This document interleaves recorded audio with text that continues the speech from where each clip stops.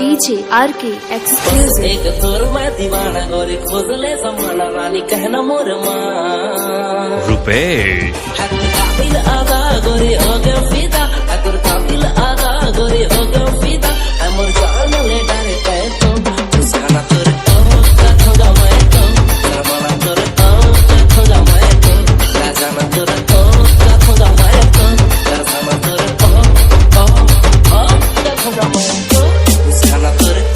कथोगा मैं तो शर्माना तोर कथोगा मैं तो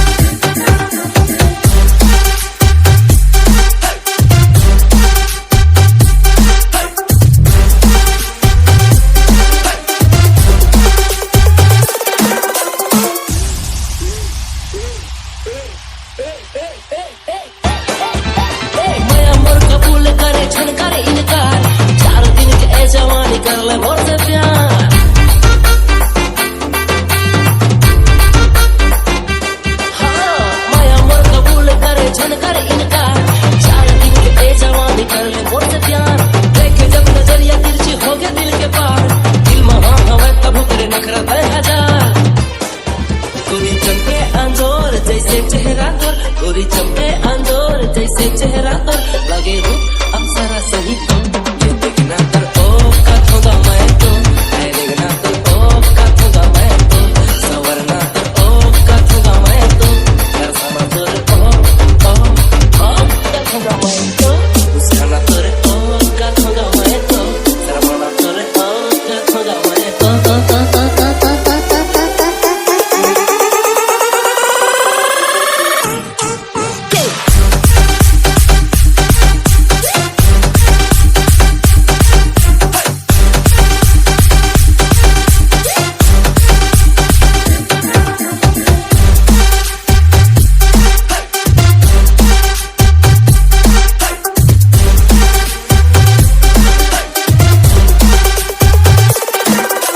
रुपेश।